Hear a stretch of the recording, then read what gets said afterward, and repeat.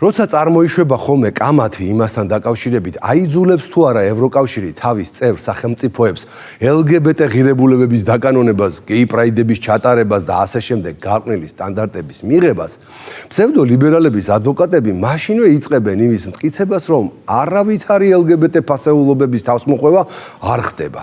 ყველა ქვეყანა თურმე თავად წყვეტს, როგორი ღირებულებებით იცხოვროს. ბუნებრივია, ევროკავშირში გაწევრიანების სურვილის მქონე საქართველოშიც ეს საკითხი საკმაოდ აქტუალურია. ყველას გვაინტერესებს, ხომ არ დავდგებით არჩევანის წინაშე, ან ევროკავშირის წევრობა, ან ტრადიციული ოჯახური ფასეულობები. ან LGBT მარშები, ერთნაირსქესიანთა ქორწინებები, გეი წყვილების მიერ ბავშვების შვილად დაყვანის უფლება, ტრანსგენდერული ლიტერატურა სკოლებში, ცისარტყელას დროშები ადმინისტრაციულ შენობებზე და ასე შემდეგ. ევროკავშირში გაწევრიანების სანაცვლოდ. მოკლედ გვაინტერესებს, გვაქვს თუ არა სანერვიულო საქართველოს მოსახლეობის კონსერვატიულად განწყობილ უმრავლესობას. ამ კითხვაზე პასუხის გასაცემად ალბათ თავად ევროკავშირში არსებული ვითარების გაცნობაა საუკეთესო გამოსავალი. ევროკავშირში კი აი რა ხდება.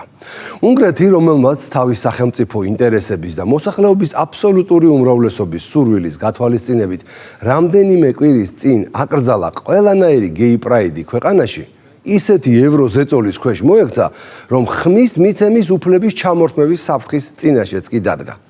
უფრო ზუსტად ევროკავშირის რიგი სახელმწიფოების ლიბერალურმა ხელისუფლებებმა უნგრეთის დასჯის მოტივით მისთვის ხმის უფლების შეჩერება მოითხოვეს. ინიციატივა ნიდერლანდების საგარეო საქმეთა სამინისტრომ მოამზადა, რომელშიც ბრუსელს მოუწოდებენ დაუყოვნებლივ და სრულად გამოიყენოს მის ხელთ არსებული საკანონმდებლო ინსტრუმენტები იმისთვის, რომ ზეწოლა მოახდინოს ბუდაპეშტზე და შეაცვლევინოს გეი აღლუმის აკრძალვის გადაწყვეტილება. 16-მა ქვეყანამ უკვე დაუჭირა მხარი ამ ინიციატივას. ევროკავშირის წევრი სახელმწიფოებისათვის ხმის უფლების შეჩერება დასჯის ყველაზე მკაცრი ფორმაა. თან იმდენად მკაცრი, რომ ევროპელი კანონმდებლები მას სასჯელის ბირთვულ ვარიანტს უწოდებენ. ამის შემდეგ მხოლოდ ქვეყნის კავშირიდან გარიცხვის საკითხი შეიძლება დადგეს. ხოდა კვლავ ისმის კითხვა, სადაა ევროკავშირის წევრი სახელმწიფოს დამოუკიდებლობა, სუვერენიტეტი, საკუთარი სახელმწიფო ინტერესებით მოქმედების საშუალება, სადაა ბრუსელის ჩაურევლობის პირობა. ძალიან რომ ჩავუღრმავდეთ ევროკავშირში მოქმედი კანონმდებლობით ისეთი საკითხები, როგორიცაა ერთნაირსქესიანთა ქორწინებები, გეი წყვილების მიერ ბავშვების შვილად დაყვანის უფლება, ტრანსგენდერული ოპერაციები და ასე შემდეგ LGBT თემები, ფორმალურად, ანუ ფურცელზე მართლა წევრი ქვეყნის ინდივიდუალური გადაწყვეტილების სფეროა. მაგრამ ამ ფურცელზე ჩამოწერილი კანონების პარალელურად არსებობს გაცილებით მნიშვნელოვანი და საყოველთაოდ აღიარებული სტანდარტები, რომლებიც ნებისმიერ ევროკანონზე მაღლა დგას. ესაა ევროკავშირის ფსევდოლიბერალური ღირებულებები, რომლითაც ყველანაირი გარყვნილება ისია შეფუთული, ერთი შეხედვით ვერც იფიქრებ, რომ რამე სახიფათოსთან გაქვს საქმე. მოკლედ ბრუსელიდან უნგრეთს გამოუცხადეს, რომ ბავშვთა დაცვის საბაბით LGBT პრაიდები რომ აკრძალეთო და ორგანიზატორებსა და მონაწილეებს დაჯარიმებით ემუქრებითო, ეს ყველაფერი ეწინააღმდეგება ადამიანის ღირსების, თავისუფლების, თანასწორობისა და ადამიანის უფლებების პატივისცემის ფუნდამენტურ ღირებულებებს, როგორც ეს ევროკავშირის შესახებ ხელშეკრულების მეორე მუხლშია გათვალისწინებულიო. და აი როგორ ჩანს, ძაღლის თავსაც მივაგენთ.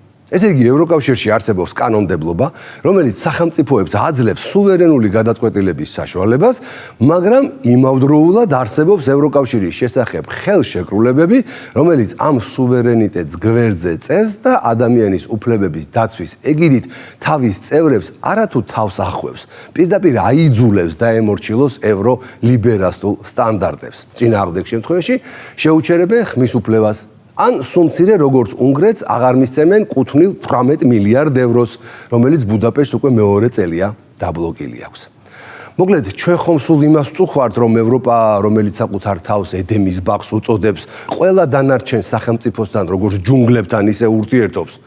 არ დაგიდევთ არც სამართალს, არც დემოკრატიას და მუდამ ორმაგი სტანდარტით მოქმედებს. თურმე ედემის ბაღის შიგნითაც ვერ ქონიათ კარგად საქმე. ედემის ბაღშიც არსებობს თურმე ორმაგი სტანდარტი. ბრუსელის ავტოკრატიულ მმართველობას თუ გავითვალისწინებთ, ევროკავშირის შედარება ბიბლიურ ედემის ბაღთან შეიძლება უკვე კრეხელობაც იყოს. ევროპის კავშირი, რომელიც ოდესღაც კონტინენტის მშვიდობისა და მრავალფეროვნების სიმბოლოდ მიიჩნეოდა, დღეს სულ უფრო ხშირად წარმოჩინდება როგორც იდეოლოგიური წნეხის მექანიზმი, რომელიც უტევს ეროვნული სახელმწიფოების სუვერენიტეტს და ცდილობს თავისი ფსევდოლიბერალური დღის წესრიგი მათ ძალადობრივად მოახვიოს თავს. ორგანიზაცია, რომელიც თავდაპირველად თავისუფალი ერების თანამშრომლობისთვის შეიქმნა, ეტაპობრივად გადაიქცა ცენტრალიზებულ სტრუქტურად, რომელიც განსხვავებული აზრის არსებობას მიუღებლად მიიჩნევს. დღეს ბრიუსელში თავისუფლების სახელით იბრძვიან, თუმცა მხოლოდ იმ თავისუფლებისთვის, რომელიც მათ იდეოლოგიურ ჩარჩოებში ჯდება. სწორედ ამას ადასტურებს უნგრეთის წინააღმდეგ დაწყებული პოლიტიკური კამპანია, რომელიც იმის გამო დაიწყო, რომ ამ ქვეყანამ ეროვნული კულტურის, ოჯახისა და ტრადიციული ღირებულებების დაცვა გაბედა.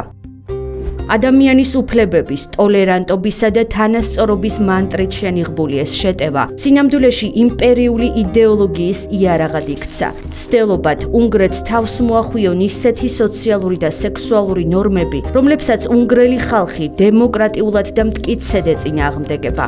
როდესაც ერი ამბობს, რომ ბავშვებს თავს არ უნდა ახვიონ LGBT იდეოლოგია სკოლებსა და საბავშვო ბაღებში, ბრიუსელში ამას აღიქვამენ როგორც ჰომოფობიას. როცა საზოგადოება იცავს დედისა და მამის ბუნებრივ კავშირს, მას დისკრიმინაციაში ადანაშაულებენ. ასე მუშაობს დღევანდელი ეგრეთ წოდებული ღირებულებითი ევროპა. არ გაძლევს არჩევანის უფლებას, მხოლოდ მორჩილების სივრცეს გიტოვებს. ევროკავშირი აღარ არის ერთობა თავისუფალი ერების. ის თანდათან იქცევა იდეოლოგიურ იმპერიად, სადაც ტრადიციული ღირებულებები, რწმენა, ოჯახის სქესობრივი რეალობა უნდა დაიშალოს და დავიწყებულ იქნას. საკმარისია ვინმე მხმა აღიმაღლოს ამ ფსევდოლიბერალური დღის წესრიგის წინააღმდეგ, რომ მყისვე მტრის იარლიხს მიიღებს. ევროპული ღირებულებების წინააღმდეგი პროგრესის მტერი. ამის შემდეგ კი ყველაფერი ნებადართულია. ფინანსური სანქციები, სამართლებრივი და მედიის ძალადობრივი ლინჩი, ყველაფერი ეგრეთ წოდებული პროგრესის სახელით. სინამდვილეში სწორედ აქ არის ნამდვილი ბრძოლა. ეს არ არის მხოლოდ უნგრეთის საქმე, ეს არის ყველა იმ ერის გამოწვევა, რომელიც ჯერ კიდევ ინარჩუნებს ისტორიას, რწმენას, ღირსებას და საკუთარ იდენტობას. ეს ბრძოლა არის კულტურულ სამოქალაქო გადარჩენისთვის. როცა ევროპა ტოვებს თავის რელიგიურ და ეთიკურ საფუძვლებს, ქვეყნები, როგორიცაა უნგრეთი, ამაყად ამბობენ. ჩვენ არ დავთმობთ იმას, რაც წმინდაა და სწორედ ამის გამო ისინი იდეოლოგიური ომის სამიზნეებად იქცევიან. უნგრეთის წინააღმდეგ მიმდინარე კამპანია კიდევ უფრო გამძაფრდა მას შემდეგ, რაც 2025 წლის მარტში უნგრეთის პარლამენტმა მხარი დაუჭირა კანონპროექტს, რომელიც პრაქტიკულად კრძალავს LGBT თემის საჯარო ღონისძიებებს, მათ შორის ბუდაპეშტის პრაიდს. მმართველი პარტიის ინიციატივას 126-მა დეპუტატმა დაუჭირა მხარი, 27 კი წინააღმდეგი წავიდა. ახალი რეგულაციები ითვალისწინებს ჯარიმებსა და პატიმრობას, როგორც ორგანიზატორებისთვის, ისე მონაწილეების მიმართ, ხოლო პოლიციას ანიჭებს უფლებას სახის ამოცნობის ტექნოლოგიით მოახდინოს მათი იდენტიფიცირება. ამ კანონის მიზანი ერთია: ბავშვებისა და ახალგაზრდების დაცვა იმ ზეგავლენისგან, რომელსაც LGBT იდეოლოგია ახდენს საზოგადოებრივ ცხოვრებასა და ღირებულებრივ სისტემაზე. უნგრეთის ხელისუფლების შეფასებით, პრაიდის მსგავსი ღონისძიებები არ შეესაბამება ქვეყნის ქრისტიანულ ფასეულობებსა და ოჯახურ მორალს. ამიტომაც კანონის არსი არ არის სიძულვილის წახალისება, არამედ საზოგადოებრივი წესრიგისა და ტრადიციული ღირებულებების დაცვა. პრაიდი არ უნდა ჩატარდეს იმ ფორმით, როგორითაც ის წარსულში ტარდებოდა. ამ კანონის მიზანია ბავშვების დაცვა ამგვარი ზეგავლენებისგან. უნგრეთმა, რომელმაც ეს მტკიცე ნაბიჯი თავისი სუვერენული უფლებითა და ხალხის აბსოლუტური უმრავლესობის ნების პატივსაცემად გადადგა, მყისვე დაუნდობელი ევროიდეოლოგიური შეტევის წინაშე აღმოჩნდა. ის გაკიცხეს, დაემუქრნეს სანქციებით, მათ შორის უმთავრესი ხმის მიცემის უფლების ჩამორთმევით ევროკავშირის ორგანოებში, რადგან ერის სუვერენული გადაწყვეტილება ღირებულებათა ღალატად მიიჩნიეს. ევროკავშირის 16 წევრი ქვეყანა, მათ შორის საფრანგეთი და გერმანია, ახლა ევროკომისიას მოუწოდებენ გამოიყენოს სამართლებრივი მექანიზმები უნგრეთის წინააღმდეგ, რადგან მიიჩნევენ, რომ აღნიშნული კანონი არღვევს ევროკავშირის ძირითად ღირებულებებს, როგორიცაა ადამიანის ღირსება, თავისუფლება და თანასწორობა. რამდენიმე ლიბერალური წევრი სახელმწიფოს მთავრობის ინიციატივით უნგრეთის დასჯის მიზნით მისთვის ხმის უფლების შეჩერება მოითხოვეს. ეს ინიციატივა ნიდერლანდების საგარეო საქმეთა სამინისტრომ მოამზადა და ბრიუსელს მოუწოდა, დაუყოვნებლივ და სრული ძალით გამოიყენოს ყველა საკანონმდებლო ინსტრუმენტი, რათა მოახდინოს ზეწოლა ბუდაპეშტზე და შეცვალოს უნგრეთის გადაწყვეტილება გეი აღლუმის აკრძალვასთან დაკავშირებით. უნგრეთის კანონების სერია, რომელიც ბავშვთა დაცვის საბაბით LGBTQ+ ღონისძიებების ორგანიზატორებსა და მონაწილეებს ჯარიმებით ემუქრება, ეწინააღმდეგება ადამიანის ღირსების, თავისუფლების, თანასწორობისა და ადამიანის უფლებების პატივისცემის ფუნდამენტურ ღირებულებებს, როგორც ეს ევროკავშირის შესახებ ხელშეკრულების მეორე მუხლშია გათვალისწინებული. ვერავინ დაგვადანაშაულებს იმაში, რომ ამდენი ხნის განმავლობაში ჩვენ არ ვითმენდით. თუმცა ახლა გარკვეულ ეტაპზე ჩვენ უნდა მივიღოთ გადაწყვეტილება, თუ როგორ მოვიქცეთ ამ ღონისძიებების დროს. ჩვენ მოვამზადეთ განცხადებები ამის თაობაზე. მინდა ვთქვა, რომ ჩემი და ჩემი კოლეგების მოთმინება უბრალოდ დასასრულს უახლოვდება.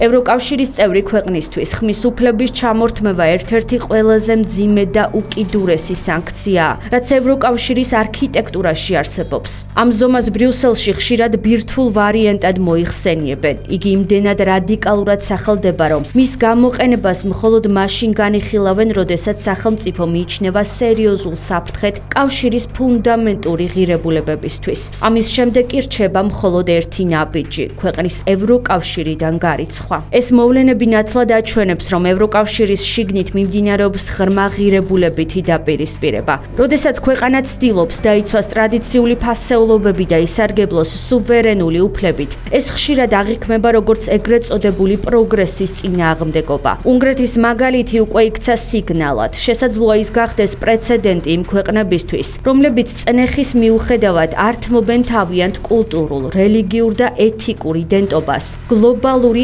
LGBT იდეოლოგიის წინაშე. უნგრელების სუვერენიტეტი და საკუთარი ქვეყნის ინტერესებით მოქმედება ევროპაში მხოლოდ გეი პრაიდების აკრძალვის გამო არ აღიზიანებთ. ორბანი და მისი მთავრობა ვერაფრით დაითანხმეს უკანასკნელ უკრაინელამდე უკრაინაში ომის გაგრძელებაზე. ბუდაპეშტი ევროპის ყველაზე კორუმპირებული ქვეყნის ევროკავშირში გაწევრიანებაზეც არაა თანახმა. ასე რომ, რა სუვერენიტეტი და რომელი დემოკრატია? უნგრეთის ინტერესების გამო უნდა დაისაჯოს. კვირაში 4-ჯერ ყოველ საღამოს 10 საათზე ყურადღებით დააკვირდით ლიბერალიზმის ანატომიას. და თუ დააკვირდებით, განსხვავება ბრუსელის მიდგომებში ევროკავშირის წევრ და არაწევრ ქვეყნებს შორის არ არსებობს. წევრი ქვეყნებიც ვასალებად სჭირდებათ და არაწევრიც. ხოლო ვინც ვასალობაზე და გეი პრაიდების ჩატარებაზე იტყვის ვარს, მათთვის ედემის ბაღი ერთ წამში სრულიად საპირისპირო ცეცხლოვან და ჭინკებით სავსე ბაღად გადაიქცევა. დროებით.